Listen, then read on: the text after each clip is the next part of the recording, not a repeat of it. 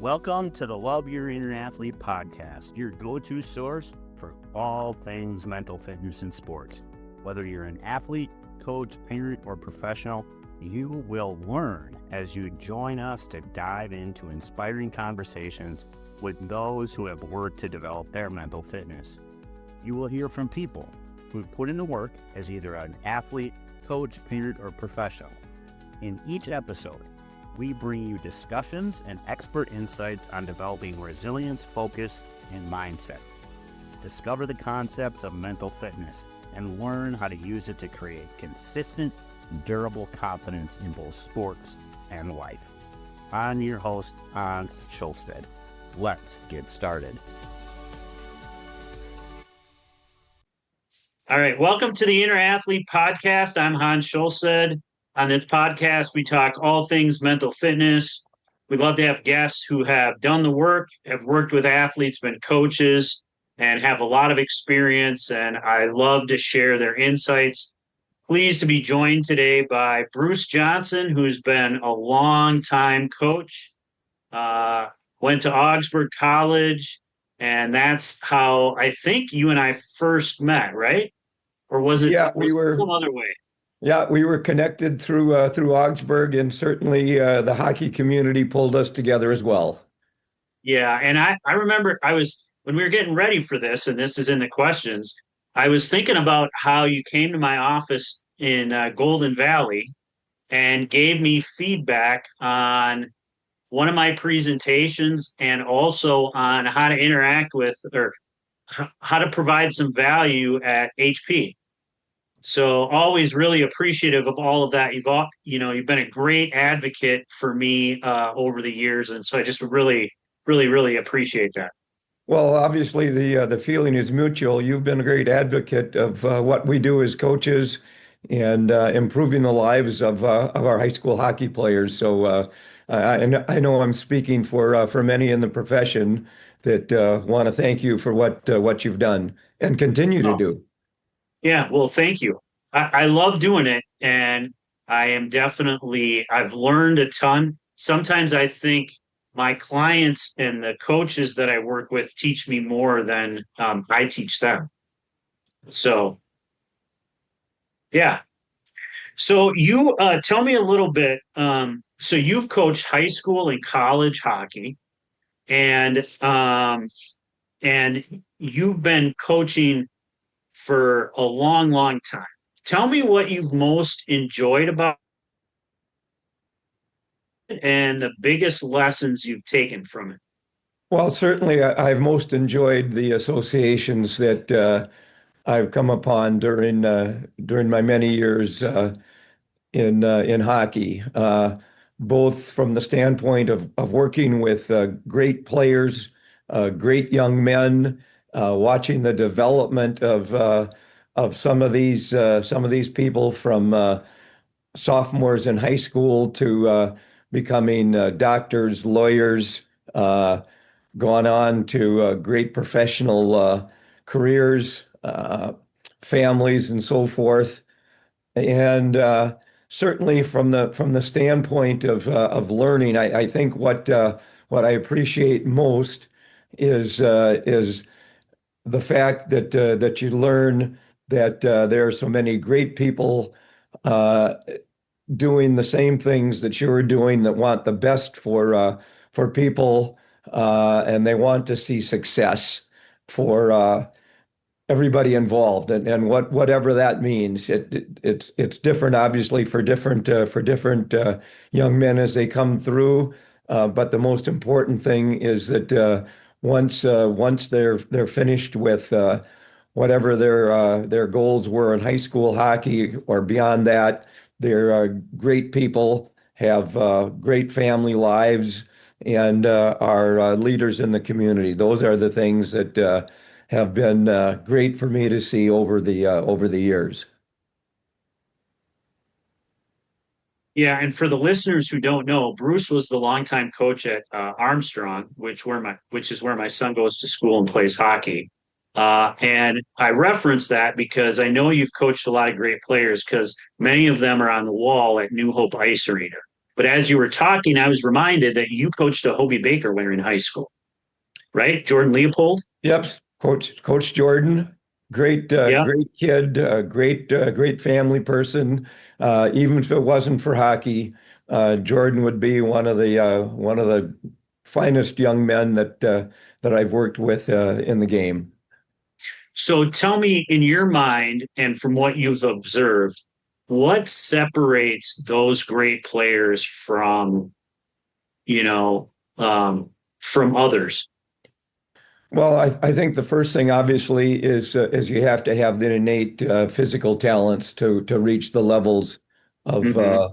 what Jordan and some of the other kids that I coached at Armstrong, whether it be uh, Division One college success, Olympic players, NHL players, or whatever. So you have to have a good amount of physical ability. But secondly, that ability has to be channeled in such a way that these young people can get the best out of themselves, whether it Hmm. be the mental part of the game, which you are so good at working with kids on, or the fact that they have to work at such a high level at their skills to attain those levels. Those are the kind of things that really separate.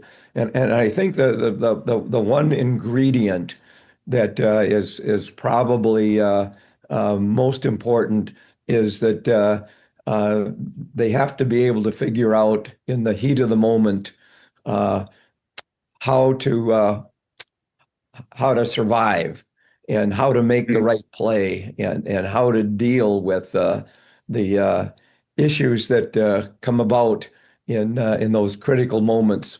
And a lot of that happens off the ice, quite frankly, that they have to Hmm. take stock of where they're at and how they proceed and what they need to do to be the best version of themselves that they can possibly be. Yeah, well, and then the other thing that I'm reminded of when I thought back to like the pictures at New Hope, you've also coached guys that are coaching in the NHL. Yeah, well, and one of the things that I'm proudest of is the fact that so many of the players that I've coached are coaching, whether it's coaching in their youth associations or all the way up to, as you mentioned, Todd Richards has had two stints as a head coach in the NHL. But I'm just as proud of the kids that I see out in the community every day that are doing the work as volunteers for their youth associations. Yeah. They're great ambassadors of the game, and the game in Minnesota wouldn't be what it is without the many volunteers that are working with our kids. Okay. Yes, you're right. And that's one of the things that I love to see and love about being in associations and being an association leader. Like some of the best friendships I've made as an adult have come through being on the hockey board. Yeah, So we've had a lot of fine people come through Armstrong and our program, and I know that's the rest of the state as well. We're very blessed to have the passionate people that we I have. lost you for a second. Well, I I can't was hear you. I'm s- I was just saying that are we back? Yeah, still can't. You can't hear me? Now I can hear you. Yeah. Okay. Oh, I don't know what happened. I didn't do anything to Yeah, the I don't know either. anyway, I was just saying that Can you can you tip your camera down a little? It's cutting off your chin. that Other way. direction. Other way. There we go. Oh, There. Perfect. Yep. okay. Great. I was just saying that we're blessed to have so many committed people working throughout the state to advance our sport and what it does for the young people that play. Yeah, well, and as I'm not surprised what happened with you and me is like you're actually making me think of a bunch of questions that I didn't even put on the list for you. But tell me, because you have a unique experience with this, why do you think community-based hockey has stayed around, and how like in Minnesota we develop a lot of college and NHL hockey players, and college and professional women's hockey players. What do you think it is about the community-based model that works so well? Well, I think it's a couple of things. First of all, uh, we draw into a large pool of athletes, and we do that because hockey is, compared to the rest of the country, an inexpensive opportunity to enjoy the Sure. sport. And that happens because of the many volunteers that we were just talking about a moment ago. The fact that the arenas are publicly owned. It's not a for-profit kind of experience that Mhm. forces parents to make a decision between, well, do I want my kid to play hockey or can I afford to buy groceries this week? I mean, we're in a very, very unique situation here in Minnesota. And with that, we also allow kids to develop at their own pace. I think that in the rest of the country, when you look at AAA hockey, uh, whether you start with squirts in AAA hockey and even younger now, I know they're looking at these programs that funnel kids. In Minnesota, all kids don't develop at the same rate, Mhm. and you know that both mentally and physically. And Mhm. we keep many more kids playing the game, and we allow the kids to play and develop, and eventually the cream will come to the top, and we'll develop these high-end players. But at the same time, we're not eliminating kids that might have the potential to reach that point. I mean, that's the real difference between what we're doing and frankly what's happened in the rest of the country and has kind of hurt the development both of the top end kids and just the number of kids that get to enjoy the game.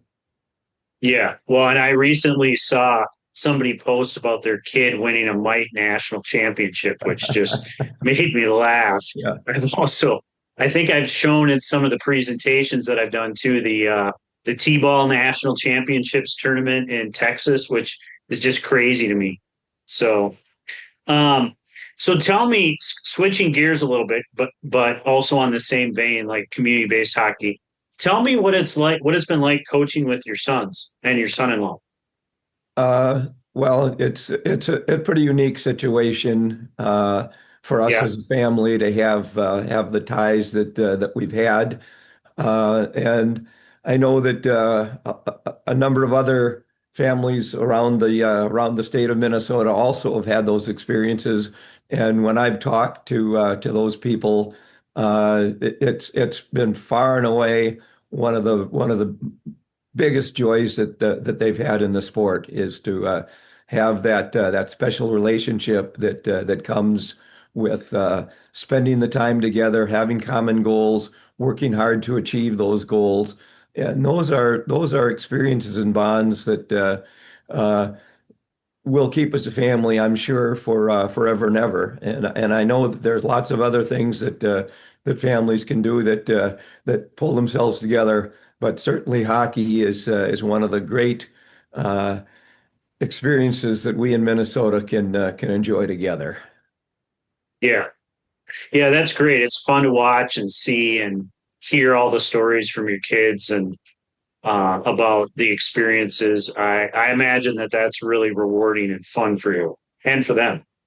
Well, I hope so, and I think that one of the biggest things that we've done as a family that's made it fun is that we've kept things in perspective, and I think that's something that I know that you've taught through tried to teach anyway to us coaches through the clinic experiences and so forth.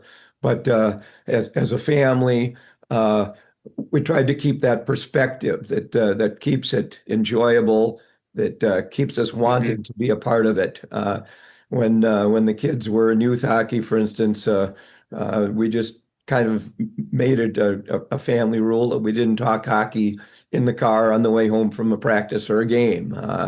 We made it kind of a family rule that we didn't talk hockey at the dinner table. We looked to talk about other aspects of our lives that gave us perspective of what we were doing and what we were enjoying and what kept us busy. And I think that was an important part of what made it fun for us as a family to Mhm. enjoy that experience together. Yeah. Well, what would you tell coaches who are choosing or are in the position where they have to coach their own kids? Like, what would you tell those coaches about how to navigate that? Well, again, I think the biggest thing is to keep perspective, and that perspective is that you don't favor, over favor, under favor your kids. That you treat your kids uh, the same as you treat the rest of the kids that you're coaching, and that fairness is probably the most important thing, and that people the team that you're coaching, the players all have Hmm. to feel that that's part of the situation, and certainly, the parents and the community at large have to view it as a situation where you're not giving your kids an opportunity that you wouldn't give other kids. Yeah. So, you have heard me present, I would bet more than 10 times, Yes, right? I For certainly sure, have. more than 10. Yeah. What have been some of your biggest takeaways from those presentations or been like the most helpful for you? I think, well, I would start with looking at the individual and how you've given us some skills to give back to our players to enhance their mental skills in the game, preparation for the game, the active imaging that we've taught our kids through the instructions that you've presented to us as Hmm. coaches, and also the work that you've done in terms of team building and helping us to build better cohesive teams that have a common language and a common goal in terms of how we're approaching things. And then more recently, I know that you've also taken a very keen interest in the mental health of our athletes, and given us tools to work towards recognizing the kinds of things that we should see to give our athletes the kind of help that they may or may not need in terms of the mental health piece. So I think you've touched a lot of different areas of where mental health and mental preparation become an important part Hmm. of what we're all about as coaches nowadays. When I started coaching high school Hmm. hockey in 1970, if we went to a hockey coaching clinic, there was no time in the agenda for a person like you, and that obviously has changed dramatically in the last Yes. decade and a half.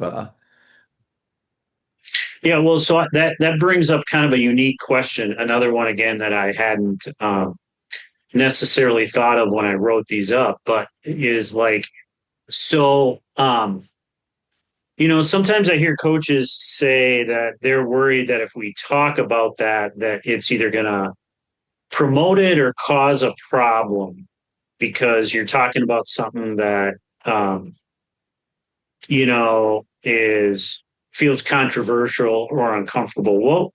What do you like? What are your thoughts about that line of thinking?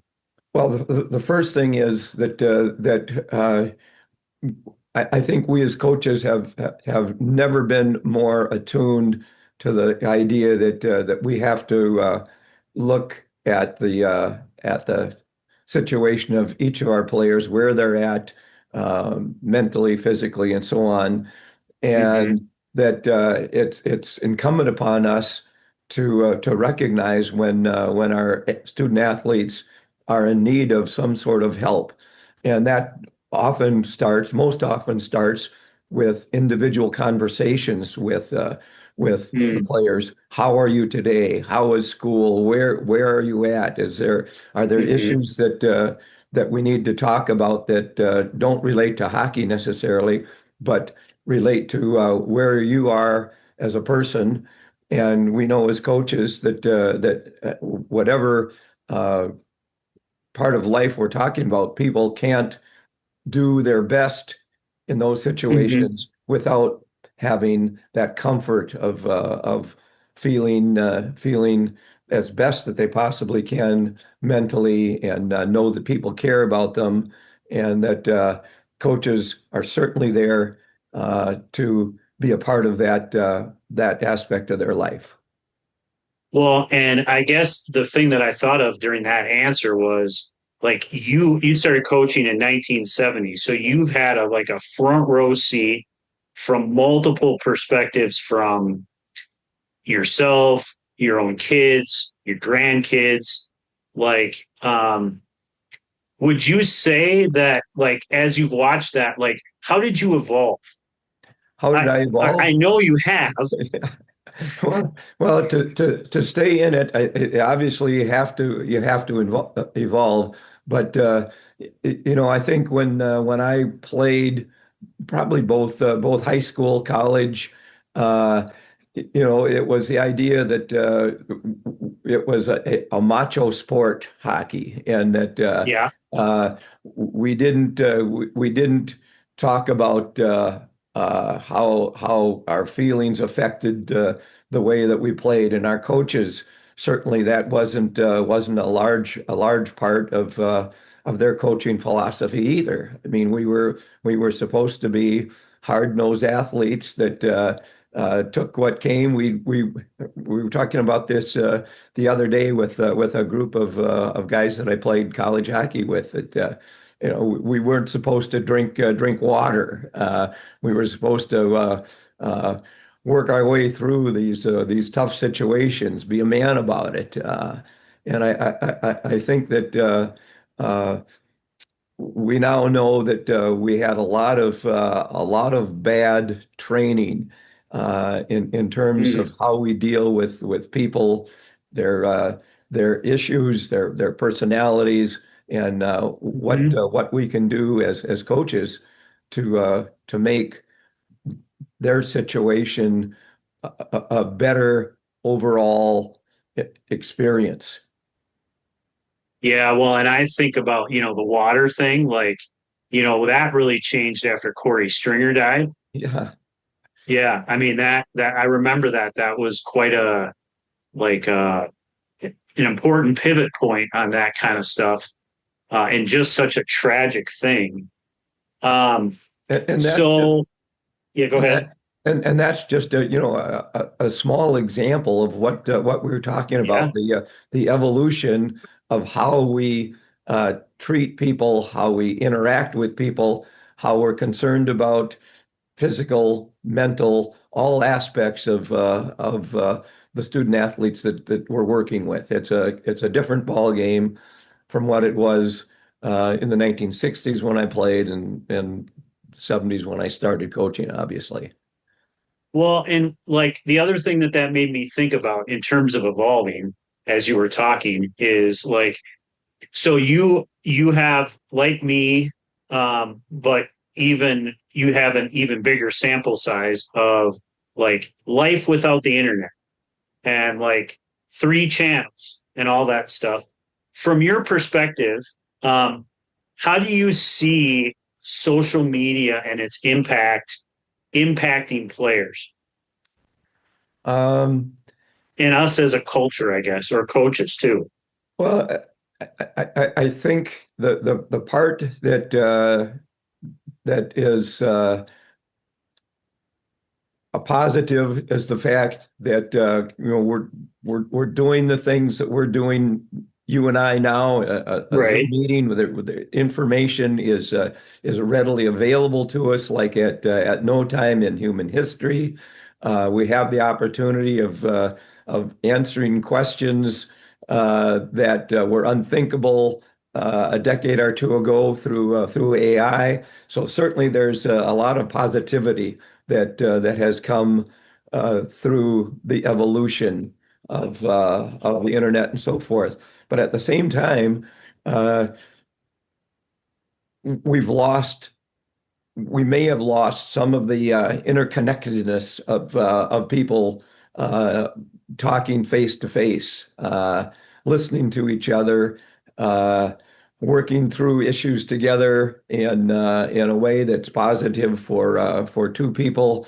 And as such, now out at Buffalo, our situation is when the kids come into the locker room, their phone goes into a little phone cubby, and the phone doesn't come out until a half hour after hockey practice is finished. We want players interacting. We want them talking to teammates. We want them to be catching up on what they did during the school day. We want them getting prepared as a line and as a team for the practice that is about to happen. And so I think we as adults have an obligation to work with student athletes, young people, on how we can best utilize technology for our betterment, but at the same time, not let it shut out the interaction that's so important to making people feel comfortable and dealing with each other in a positive way. Yeah. Well, and the other thing that made me think of that is when you were talking about like, the macho and the way that talk, like we've evolved in the way that we coach and talk in person, but then in other aspects of life, I feel like we're not so nice. And social media, I think, is one of those places, which you kind of referenced. So I think it's an interesting dichotomy. Hans, I lost you for a moment here. Oh, can you hear me now? Yep. Yep. Did came you hear back. me say the thing about social media? Yeah. About how it's not like what it made me think is the contrast between how we've evolved as coaches and inside the locker room, but in the outside world, like it seems like there are times where language and the way that people interact with each other is far more harsh and coarse in a way that you wouldn't do it in person. Yeah, and certainly that's one of the benefits of sports in kids' life, and not just hockey, but Yeah. sports and activities in general. I mean, I was lucky enough to be the athletic and activities director at Armstrong for a number of years, and to see what the activities people do in terms of the interactions that they draw from their kids in speech, music, drama, all of those kinds of things are certainly healthy for Mhm. our young people in today's world, and I'm glad that there are dedicated people out there as coaches and directors that recognize this and are working with our young people in those areas. Well, so that brings me to two other questions, especially like when you talked about being the athletic director at Armstrong. So first question in that vein is, what do you think separates the the great coaches from the good ones? Well, talent doesn't hurt. The Yeah. old coach once told me that the team that gets off the bus with the best goalie has a pretty good chance to win. So, Was that talent Ed? was that. Was that Ed? It certainly could have been, because that's a long used phrase in the hockey community. Um, but I think in the end, uh, you have to separate wins and losses from what we're all about, and especially at at the high school and youth levels. And that is, we are about giving kids opportunities to make themselves the best versions of themselves that they can be, not only in their sport, but also in life. And Mhm. therefore, uh, the best coaches are the coaches that connect with kids, that help them to become the kinds of students, leaders, Mhm. husbands, wives, community supporters, Hmm. leaders in our community in so many different ways. And that to me would be the top priority, and that the best coaches not only bring out the best in terms of the talent that they have been given with their teams, but they also do a lot to help those kids develop in a way that they become, like I said, the most positive individuals they can be in our community. And Hmm. coaches that do that are worth anything that we can do to keep them involved in sports and other activities. Yeah, well, and that brings up another question that I have asked you about before. Actually, when we went on that road trip to Milwaukee, long, long time ago, I asked you about like how you handle parents as a coach and probably as an athletic director. And I often think um, what I see play out is there's almost like this hostile dependency between coaches and parents, that the parents think the coach is the problem, the coach thinks the parents is the problem, right? And so, what would you, and you're an assistant with your son's team. So, what would you tell coaches about how to handle parents? And what would you tell parents about how to handle coaches? Well, I think that it takes mutual understanding from where everybody is coming from. And number one, both parents and coaches are coming from the same perspective. We want what's best for for our student athletes. Yeah. And as coaches, we have to somehow communicate to those parents that that's what we're all about. And a lot of that is I think there needs to be a personal relationship that offers both that understanding. I don't think coaches can just go off and say, I'm doing the best for this program, so don't bother me. Parents want communication. It needs to be Yeah. a Yes. two-way street. Uh, and I think my experience at Armstrong, I feel incredibly blessed because uh, the connections uh, were personal, and I would say for the far and away positive, because we knew one another. I started coaching many of the kids that I coached in high school as mites and squirts in the association. We as parents grew up together in hockey, and that gave us kind of a mutual understanding, and I think made my life as head hockey coach uh, much easier than maybe it is for other people that don't have those same opportunities. Yeah. Well, and that another thing I'd like to get your thoughts on is what do you like, there's this trend towards specialization, and we talked about like the T-ball national championships and the squirt national championships.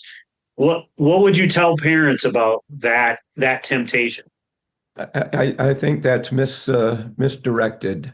I think the best athletes, and I think that well, I know that the research tells us that kids should be doing multiple activities, especially at young ages, to develop all of their physical skills.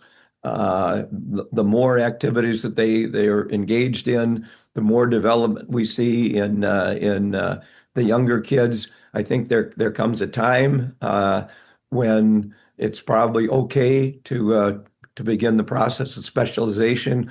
But again, the best kids that I've been associated with and coached through high school and college were kids that were multi-sport athletes.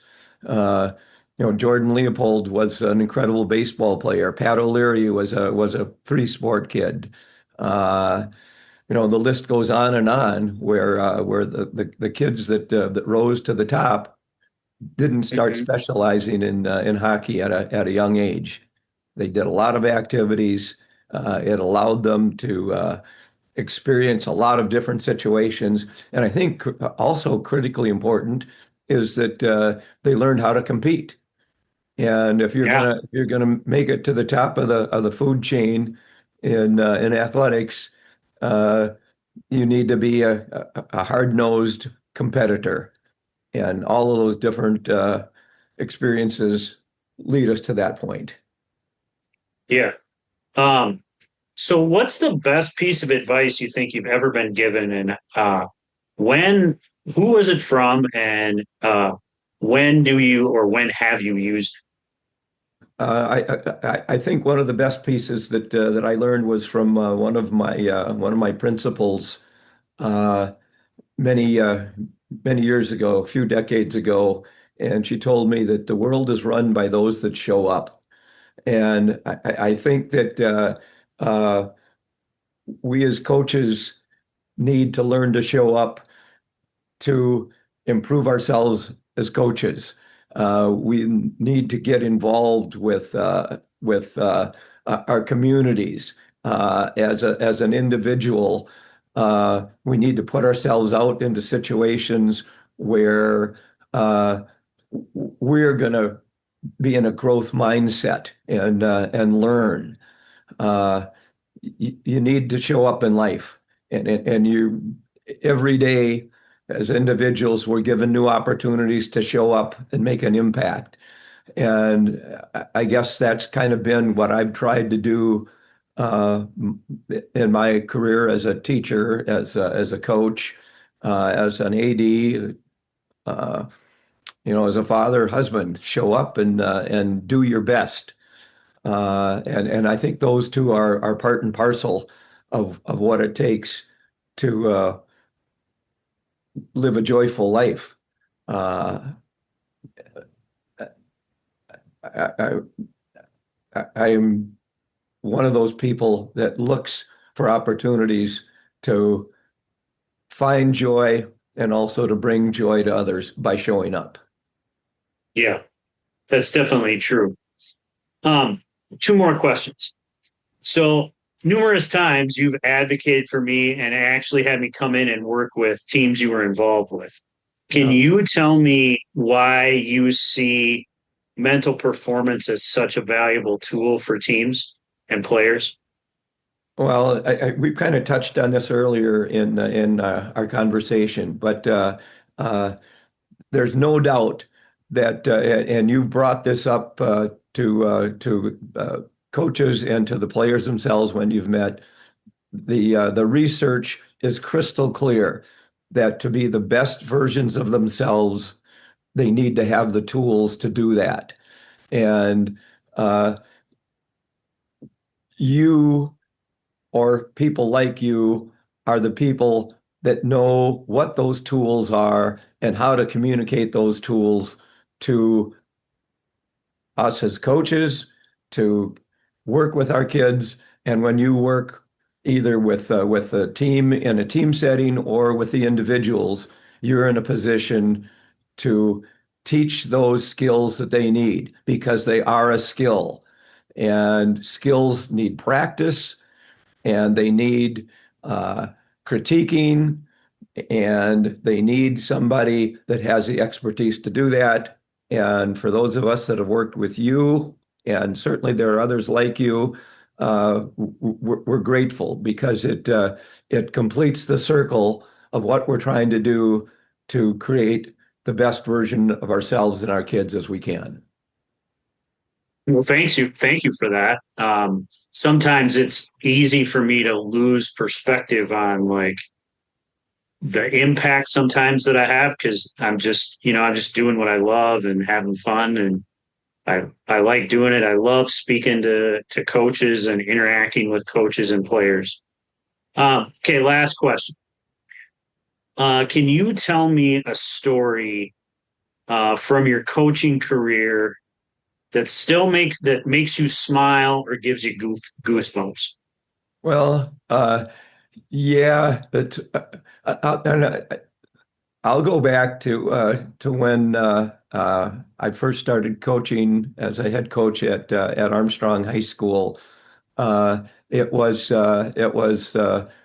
my life's dream to come back to my home high school area, which is Robbinsdale, to teach, to be a head coach and make an impact.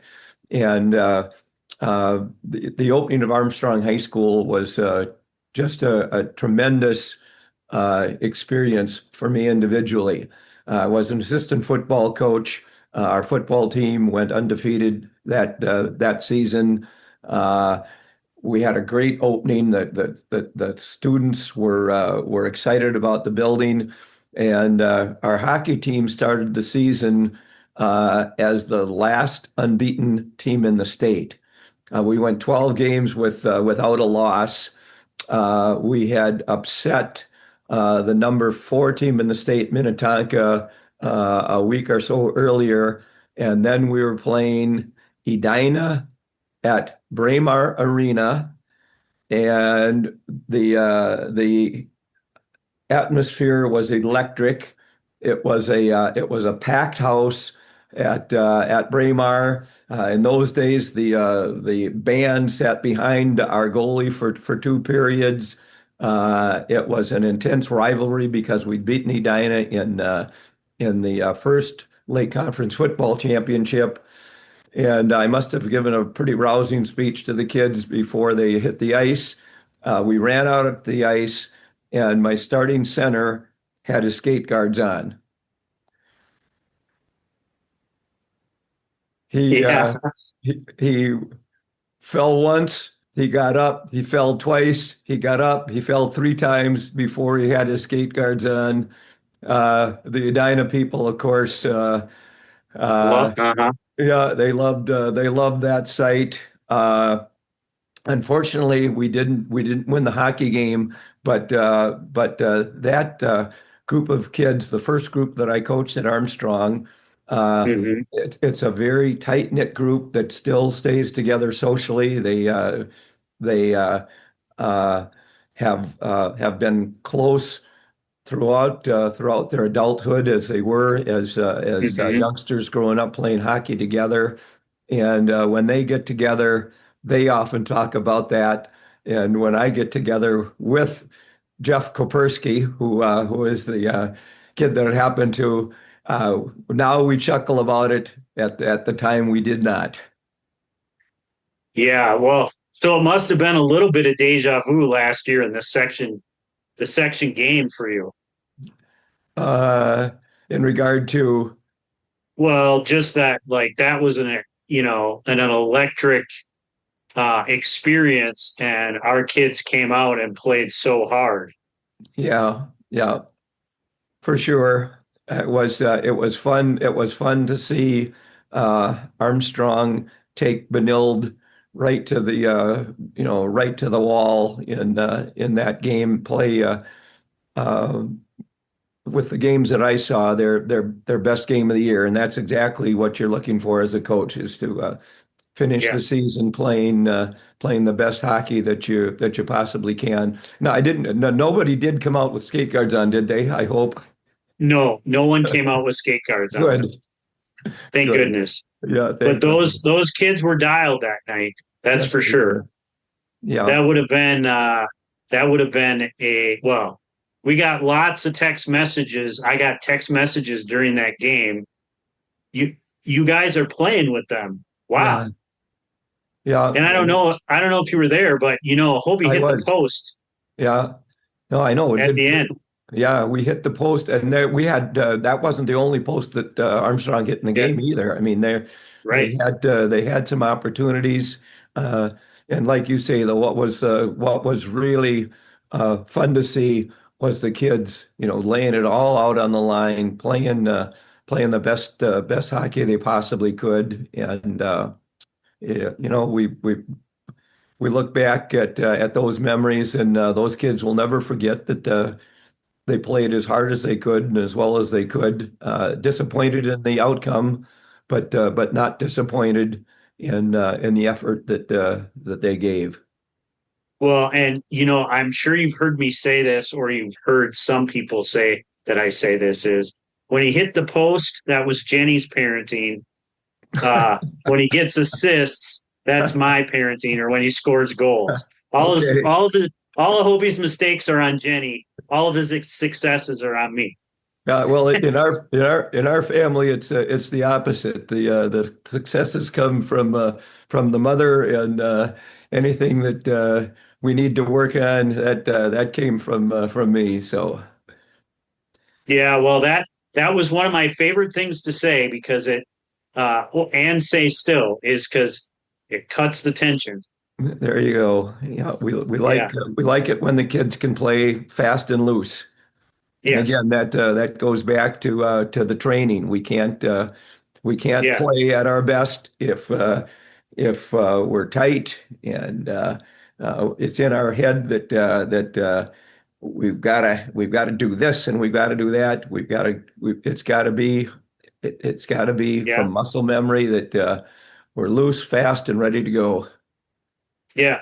Well, this was fun. I loved having you on. We will. My virtual assistant will slice and dice it and edit it. We try to make these about a half hour when they go out. So I'll make sure that you're given a heads up when it's going to get posted. Great. Well, it was fun for me as well, and wishing you and Hobie and the Armstrong Cooper Wings a great season ahead. And Yeah. I will have a chance to see them up close and personal in the not too distant future because Buffalo will be playing at the New Hope Arena, my favorite rink in the world, to play Yeah. our coach a hockey game. Yeah. Yeah. Well, that's great. I'm looking forward to that. That'll be fun. It will be fun. Yeah. All right. Well, you have a great rest of your day. Thanks again, Bruce. Thanks, Hans. You as well. Yep. Bye. Bye.